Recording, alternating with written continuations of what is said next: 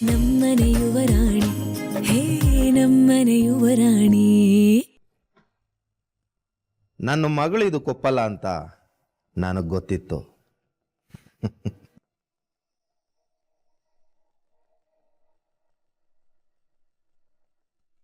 ನಾನು ತುಂಬ ಇಷ್ಟಪಟ್ಟು ಈ ಟ್ರಿಪ್ನ ಅರೇಂಜ್ ಮಾಡಿದ್ದೆ ಅಣ್ಣ. ನನಗೆ ಗೊತ್ತು ನಿಮ್ಮೆಲ್ರಿಗೂ ಬೇಜಾರಾಗಿದೆ ಅಂತ. ಆದರೆ ಇದು ಬೇಜಾರು ಮಾಡ್ಕೊಳ್ಳೋ ಸಂಗತಿ ಅಲ್ಲ. ನಾವೆಲ್ಲರೂ ಒಟ್ಟಾಗಿ ಅಹಲ್ಯ ಅವ್ರಿಗೆ ಧೈರ್ಯ ಹೇಳೋ ಸಮಯ. ಅಹಲ್ಯ ಅವ್ರಿಗೆ ಈ ವಿಷಯದಲ್ಲಿ ತಮ್ಮ ಪಾಸ್ಟ್ ತುಂಬಾನೇ ನೋವು ಕೊಟ್ಟಿದೆ. ಅದನ್ನ ನಾವು ಅರ್ಥ ಮಾಡ್ಕೋಬೇಕು. ಸಾಕು, ಅಹಲ್ಯಾಗೆ ಈಗ ನಿನ್ನ ಅವಶ್ಯಕತೆ ಇದೆ. ಮೊದಲು ಹೋಗಿ ಮಾತಾಡು. ನಿನ್ನ ಮಾತಿನಿಂದ ಅವಳ ಮನಸ್ಸಿಗೆ ಸಮಾಧಾನ ಆಗ್ಬೋದು. ಹೋಗಪ್ಪ.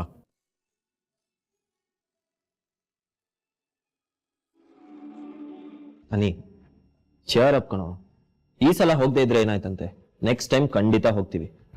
ಆದ್ರೆ ಈಗ ಈ ವಿಷಯವಾಗಿ ಅಹಲ್ಯ ಅವ್ರಿಗೆ ಒತ್ತಾಯ ಮಾಡೋದು ಸರಿಯಲ್ಲ.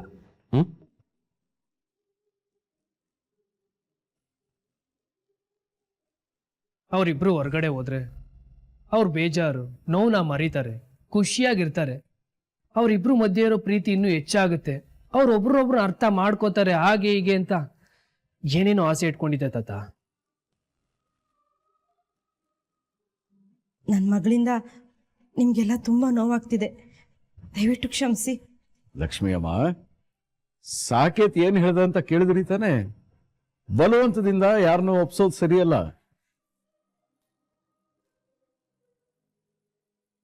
ಇಲ್ಲ ಇಲ್ಲ, ಅಣ್ಣ ಅದಕ್ಕೆ ಬೇಜಾರ್ಲಿರ್ಬಾರ್ದು. ಅದಕ್ಕೆ ತಮ್ಮ ಹಳೆ ಘಟನೆಗಳನ್ನ ಮರಿಬೇಕು. ಈ ಮನೇಲಿ ಅವ್ರು ಕಳೆಯೋ ಪ್ರತಿ ಒಂದು ಕ್ಷಣನೂ ಸಂತೋಷವಾಗಿರ್ಬೇಕು. ಅಣ್ಣನ ಜೊತೆ ಅವರು ಖುಷಿಯಾಗಿರ್ಬೇಕು.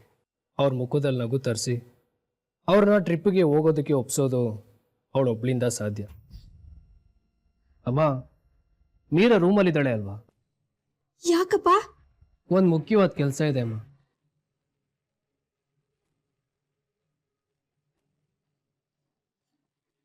ಯಜಮಾನ್ರೆ, ಮೀರಾ ಹತ್ರ ಅನಿಕೇತ್ಗೆ ಮುಖ್ಯವಾದ ಕೆಲಸ ಏನಿರುತ್ತೆ? ಇನ್ನೇನಮ್ಮ ಇರತ್ತೆ ಶಾಂಭವಿ. ಈ ಮನೆಯಲ್ಲಿ ಯಾರೇ ನೊಂದ್ರು, ದುಃಖದಲ್ಲಿ ಕಣ್ಣೀರು ಹಾಕಿದ್ರು, ಅವ್ರ ಮುಖದಲ್ಲಿ ನಗು ತರಿಸೋ ಜವಾಬ್ದಾರಿ ಹೊರೋದು ಮನೆ ಮಗಳ ಮೀರಾ ತಾನೆ. ಅದಕ್ಕೆ ಅನಿ ಅಹಲ್ಯ ಮುಖದಲ್ಲಿ ನಗು ತರಿಸೋದಿಕ್ಕೆ ಮೀರಾ ಸಹಾಯ ಕೇಳೋಕ್ ಹೋಗಿದ್ದಾನೆ. ನಾನು ಮಾಡಿದ್ದನ್ನ ಉಪಕಾರ ಅಂತ ಅನ್ಕೊಂಡ್ರೆ ಅದಕ್ಕಿಂತ ದೊಡ್ಡ ಅವಮಾನ ಬೇರೆ ಯಾವುದೂ ಇಲ್ಲ ನಮ್ರತ. ಭಾವ? ಹೌದು ನಮ್ರತ, ನಾನು ನಿಮ್ಗೆ ಯಾವ ಸಹಾಯನೂ ಮಾಡಿಲ್ಲ, ಯಾವ ಉಪಕಾರನೂ ಮಾಡಿಲ್ಲ. ನೀವು ಹೇಗೆ ನಿಮ್ಮ ಜೀವನ ಸರಿ ಹೋಯ್ತು, ನಿಮ್ಮ ಪ್ರಾಬ್ಲಮ್ ಎಲ್ಲ ಸಾಲ್ವ್ ಆಯಿತು ಅಂತ ಅನ್ಕೋತಿದ್ದೀರೋ, ಹಾಗೆ ನಿಮ್ಮ ಅಕ್ಕ ನಮ್ಮ ಮನೆಗೆ ಬಂದಿರೋದ್ರಿಂದ ನನ್ನ ಲೈಫು ಚೇಂಜ್ ಆಗಿದೆ. ನಮಗೆ ಬೇಕಾಗಿರೋದು ಸಿಕ್ಕಿದೆ. ಇಲ್ಲಿ ಯಾರು ಸಹಾಯ ಮಾಡ್ತಿಲ್ಲ. ಆದ್ರೂ ಭಾವ, ನಿಮ್ಮನ್ನು ನೋಯಿಸೋದು ಯಾಕೆ? ಅಹಲ್ಯ ಅವ್ರದ್ದು ಮನ್ಸಲ್ವಾ? ಅವ್ರು ನೊಂದ್ಕೊಂಡು ಇನ್ನೊಬ್ರನ್ನ ಖುಷಿ ಪಡಿಸೋದಕ್ಕೆ ನೋಡಿದ್ರೆ ನಮಗೆ ಹರ್ಟ್ ಆಗಲ್ವಾ? ನೀನಿನ್ನ ಚಿಕ್ಕವಳು ನಮ್ರತ. ಅಹಲ್ಯ ಅವರು ಎಂಥ ಸಿಚುವೇಶನ್ನ ಫೇಸ್ ಮಾಡಿದ್ದಾರೆ ಅಂತ ನೀನಿನ್ನ ಇಮ್ಯಾಜಿನ್ ಕೂಡ ಮಾಡ್ಕೊಳ್ಳೋದಕ್ಕಾಗಲ್ಲ. ನೋವೇನು ಅಂತ ಅದನ್ನು ಅನುಭವಿಸಿದವ್ರಿಗೆ ಮಾತ್ರ ಗೊತ್ತು. ಸಾರಿ. ಪ್ಲೀಸ್ ಹಾಗೆ ಹೇಳ್ಬೇಡಿ. ನಮ್ರತಾ ಹೇಳಿದ್ದು ಒಂದ್ ರೀತಿ ಸರಿನಾ?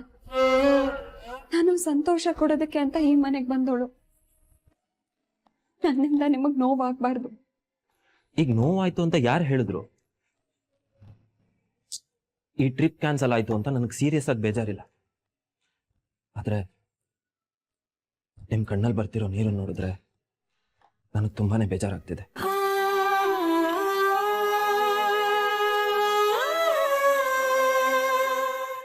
ಈ ಮನೆ ಹೊಸಲು ತುಳಿದು 2 ದಿನ ಆಗಿಲ್ಲ, ಆಗ್ಲೇ ಕಣ್ಣಲ್ಲಿ ನೀರು ಹಾಕ್ತಿದ್ದೀರಿ. ನಿಮ್ ಕಣ್ಣಲ್ಲಿ ನೀರು ಬರ್ದೇ ಇರೋ ಹಾಗೆ ನೋಡ್ಕೋತೀನಿ ಅಂತ ಪ್ರಾಮಿಸ್ ಮಾಡಿದ್ದೆ.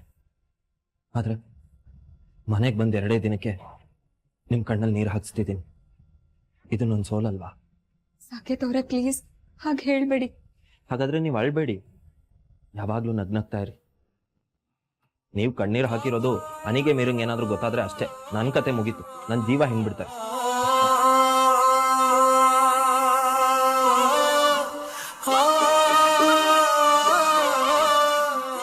ನಿಜವಾಗ್ಲೂ ನಿಮಗೆ ಬೇಜಾರಾಗಿಲ್ವಾ? 200% ಬೇಜಾರಿಲ್ಲ ರೀ. ನಾವು ಎಂಜಾಯ್ ಮಾಡೋದಕ್ಕೆ ಇವತ್ತೇ ಆಗ್ಬೇಕಾ? ಲೈಫ್ ಇನ್ನೂ ತುಂಬಾ ದೊಡ್ಡದಿದೆ. ಲೈಫ್ ಲಾಂಗ್ ನಾವಿಬ್ರು ಜೊತೆಗಿರ್ತೀವಿ. ಇವತ್ತಿಗೆ ಎಲ್ಲ ಮುಗ್ದಿಲ್ಲ ಅಲ್ವಾ?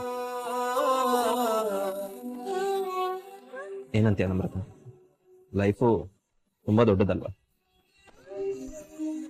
ಹೌದು ಭಾವ, ತುಂಬಾ ದೊಡ್ಡದು.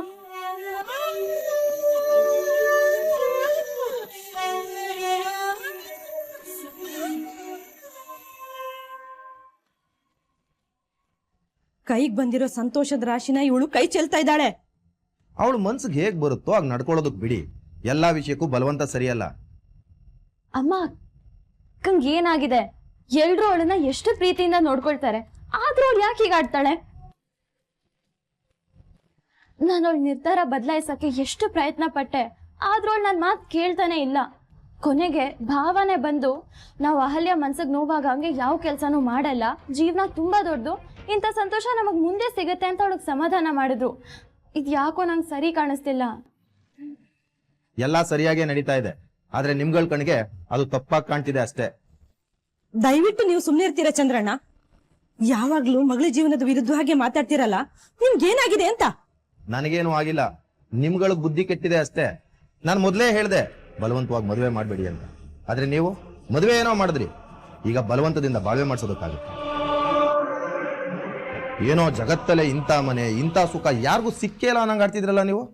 ಅಹಲ್ಯಗೇನು ಇಷ್ಟ ಕಷ್ಟನೇ ಇರಲ್ವಾ? ಅವಳಿಗೆ ಇಷ್ಟ ಬಂದಂಗೆ ಅವಳು ನಡ್ಕೊಳ್ಳೋದು ಬೇಡವಾ? ನಡ್ಕೊಳ್ಳಿ ಚಿಕ್ಕಪ್ಪ, ನಡ್ಕೊಳ್ಬೇಡ ಅಂತ ಯಾರಂದ್ರು? ಆದ್ರೆ ಇವಾಗ ಅವಳು ಒಂಟಿ ಅಲ್ಲ, ಒಂಟಿಯಾಗಿ ಜೀವನ ಮಾಡ್ತಿಲ್ಲ. ತುಂಬಿದ ಕುಟುಂಬದಲ್ಲಿದ್ದಾಳೆ. ಇಲ್ಲಿರೋರೆಲ್ಲರ ಫೀಲಿಂಗ್ಸ್ಗೂ ಸಂತೋಷಕ್ಕೂ ಅವಳು ಬೆಲೆ ಕೊಡ್ಬೇಕು ತಾನೆ? ಬೆಲೆ ಕೊಡೋದು ಆಮೇಲೆ. ಈ ರೀತಿ ನಿರ್ಧಾರ ಮಾಡ್ಬೇಕಾದ್ರೆ ಅಹಲ್ಯಾಗ ಒಂದು ಮಾತು ಕೇಳಬೇಕು ಅಂತ ಬುದ್ಧಿ ಬೇಡವಾ? ಸಾಕು ಸುಮ್ಮನೆ ರೀ. ನೀವೇನು ಅಹಲ್ಯ ಸಂತೋಷನ ಬಯಸ್ತಿರೋ ಇಲ್ವೋ? ಅವಳೇನು ಗಂಡನಿಂದ ದೂರ ಇರಬೇಕು ಅಂತೀರಾ? ಮದುವೆ ಆಗಿದೆ, ಜೀವನ ಮಾಡಕ್ ಒಪ್ತಿಲ್ಲ ಅಂದ್ರೆ ಕರ್ದು ಬೈದು ಬುದ್ಧಿ ಹೇಳ್ಬೇಕು. ಅಂಥದ್ರಲ್ಲಿ ಅವಳು ಮಾಡಿದ್ದೆ ಸರಿ ಅಂತ ವಾದಿಸ್ತಿದ್ದೀರಲ್ಲ. ನೋಡಿ, ಇದ್ಯಾಕೋ ನಂಗೆ ಸರಿ ಕಾಣಿಸ್ತಿಲ್ಲ. ನೀವ್ಯಾಕೋ ನನ್ನ ಮಗಳ ಬಾಳಿಗೆ ಅಡ್ಡಿಯಾಗೋ ತರ ಕಾಣ್ತಿದ್ದೀರಿ.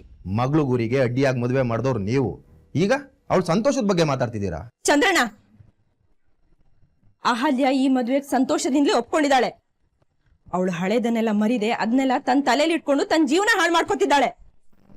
ಅದಕ್ಕೆ ಪುಷ್ಟಿ ಕೊಡೋ ಹಾಗೆ ಮಾತಾಡಿ ಅವಳು ದಾರಿ ತಪ್ಪಿಸ್ಬೇಡಿ. ನನ್ನ ಮಗಳ ಜೀವನದಲ್ಲಿ ಯಾರಾದ್ರೂ ಚೆಲ್ಲಾಟ ಆಡಿದ್ರೆ ನಾನ್ ಮಾತ್ರ ಸುಮ್ಮನೆ ಇರಲ್ಲ. ಅಮ್ಮ, ಇವ್ರದ್ ಯಾವಾಗ್ಲೂ ಇದ್ದಿದ್ದೆ. ಅಕ್ಕಂಗೆ ಇವಾಗ ನಾವ್ ಹೇಗೆ ಹೇಳೋದು? ಹೇಳೋದೇನೆ, ನಾನೀಗ್ಲೇ ಅವಳ ಹತ್ರ ಹೋಗಿ ಅವಳಿಗೆ ಬೈದು ಬುದ್ಧಿ ಹೇಳ್ತೀನಿ. ಅಳಿಯಂದ್ರ ಮನ್ಸನ್ನ ಮನೆಯವರ ಮನ್ಸನ್ನ ನೋಯಿಸಿದ್ರೆ ಚೆನ್ನಾಗಿರಲ್ಲ ಅಂತ ಅವಳಿಗೆ ಅರ್ಥ ಮಾಡಿಸ್ತೀನಿ. ಅಳಿಯಂದ್ರ ಮನ್ಸನ್ನ ಅದ್ ಹೇಗ್ ನೋಯಿಸ್ತಾಳ ನಾನು ನೋಡ್ತೀನಿ.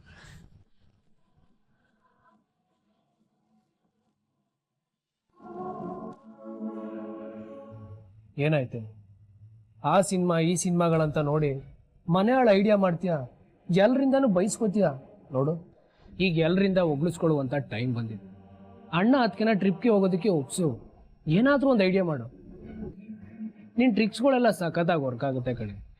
ಅಣ್ಣ ಅದಕ್ಕೆನ ಕಳಿಸೋದಕ್ಕೆ ನನಗಿರೋ ಒಂದೇ ಒಂದು ದಾರಿ ಅಂದೆ ನೀನು ಕಣೆ. ಪ್ಲೀಸ್. ಆಯ್ತು, ಒಪ್ಪಿಸ್ತೀನಿ. Good good. ಆಗಿದ್ರೆ ಬಾ ಬಾ ಮೀರಾ.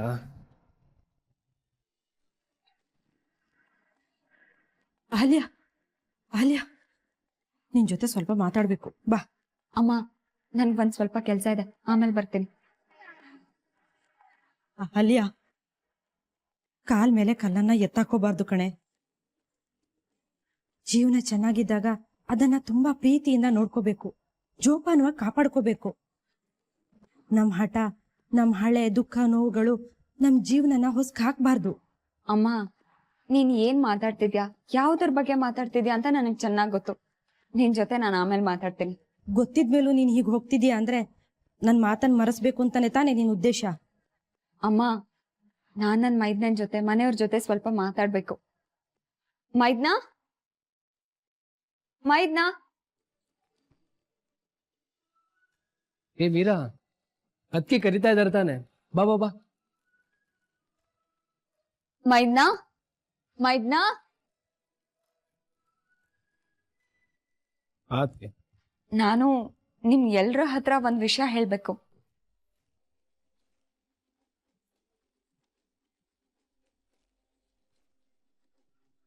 ತುಂಬಾ ಸಾಫ್ಟ್ ಆಗಿ ಮಾತಾಡ್ಬೇಡಮ್ಮ, ಕಡ್ಡಿ ಮುರ್ದಂಗ್ ಮಾತಾಡು. ಹೋಗೋಕ್ ಇಷ್ಟ ಇಲ್ಲ, ಬಲವಂತ ಮಾಡಿದ್ರೆ ಚೆನ್ನಾಗಿರಲ್ಲ ಅಂತ ಹೇಳ್ಬಿಡು.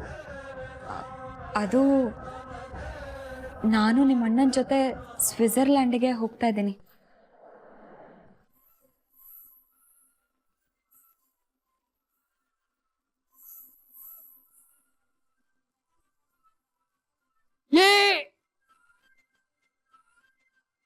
ಸಾರಿ ಸಾರಿ ಸಾರಿ ಸಾರಿ.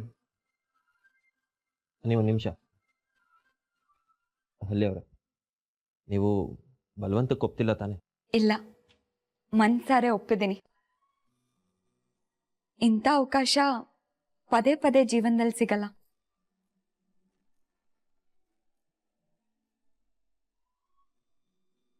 ಹಾಗಾದ್ರೆ ಈ ಮೊದಲು ಬೇಡ ಅಂದಿದ್ದು? ಹೋಗೋದ್ ಬೇಡ ಅಂತ ಅನ್ಸಿತ್ತು, ಮನ್ಸಿಗೆ ಭಯನೂ ಕಾಡಿತ್ತು. ಆದ್ರೆ ಎಷ್ಟು ದಿನ ಅಂತ ಇದೇ ಭಯದಲ್ಲಿ ಬದುಕ್ಲಿ? ಈ ಆತಂಕನೂ ದೂರ ಮಾಡ್ಕೋಬೇಕಲ್ವಾ? ಅದು ಅಲ್ಲದೆ ನನ್ನ ಪ್ರೀತಿ ಮೈದನ ಇಷ್ಟೊಂದು ಆಸೆ ಪ್ರೀತಿಯಿಂದ ಈ ಸರ್ಪ್ರೈಸ್ ಟ್ರಿಪ್ನ ಅರೇಂಜ್ ಮಾಡಿದಾನೆ. ಅಮ್ಮ ಅಮ್ಮ ಅಂತ ಬಾಯಿ ತುಂಬ ಕರೆಯೋ ಇವನ್ ಮನ್ಸಿಗೆ ಹೇಗ್ ಬೇಜಾರು ಮಾಡ್ಲಿ? ನನಗೆ ನನ್ನ ಭಯ ಆತಂಕಕ್ಕಿಂತ ಮುಖ್ಯ ಈ ಮನೆ ಸಂತೋಷ.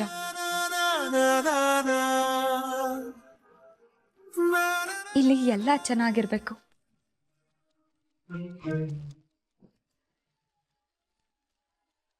ನನ್ನೊಳಗಿನ ನೋವನ್ನ ಮರ್ಸೋದಕ್ಕೆ, ನನ್ನೊಳಗಿನ ಕಾನ್ಫಿಡೆನ್ಸ್ನ ಹೆಚ್ಚು ಮಾಡೋದಕ್ಕೆ ಸಾಕೇತವರು ಮತ್ತೆ ನೀವು ಎಷ್ಟೆಲ್ಲ ಪ್ರಯತ್ನ ಪಡ್ತಿದ್ದೀರಾ. ನಾನದಕ್ಕೆ ಸಪೋರ್ಟ್ ಆಗಿ ನಿಲ್ಬೇಕಲ್ವಾ? ಅದಕ್ಕೆ ಹೋಗೋದಕ್ಕೆ ಒಪ್ಕೊಂಡೆ.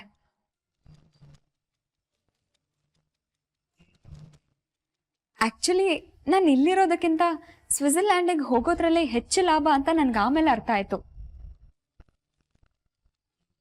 ಅಲ್ಲಿ ನಾನು ಸಾಕೇತವರು ಇಬ್ಬರೇ ಇರ್ತೀವಲ್ವಾ?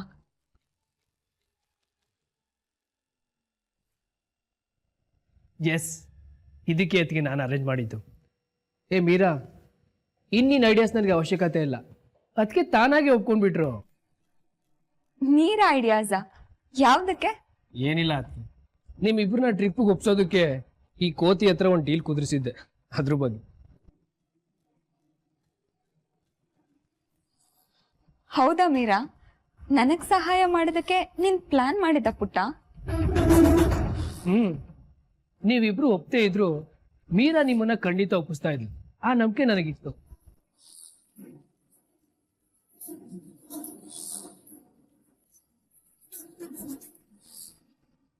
ಹೌದಾ ಪುಟ್ಟ? ನೀನ್ ನನ್ ಬಗ್ಗೆ ಅಷ್ಟೊಂದೆಲ್ಲ ಯೋಚಿಸ್ತ್ಯಾ? ಸೋ ಕ್ಯೂಟ್ ಬಂಗಾರ. ನೀನ್ ಯಾವಾಗೆಲ್ಲ ನನ್ ಬಗ್ಗೆ ಯೋಚಿಸಿದ್ಯೋ ಆಗೆಲ್ಲ ನನ್ಗೆ ಲಾಭನೇ ಆಗಿದೆ. ಈಗ್ಲೂ ಲಾಭನೇ ಆಗುತ್ತೆ ಬಿಡು.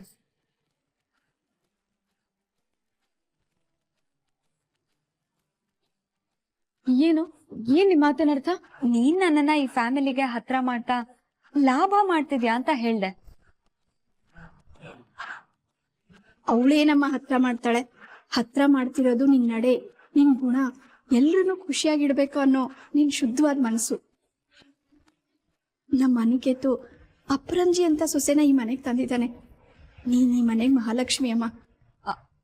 ಅಂದ್ಹಾಗೆ ಮೈದ್ನಾ, ಇವತ್ ರಾತ್ರಿನೇ ಅಲ್ವಾ ನಾವು ಸ್ವಿಟ್ಜರ್ಲ್ಯಾಂಡಿಗೆ ಹೋಗ್ತಾ ಇರೋದು?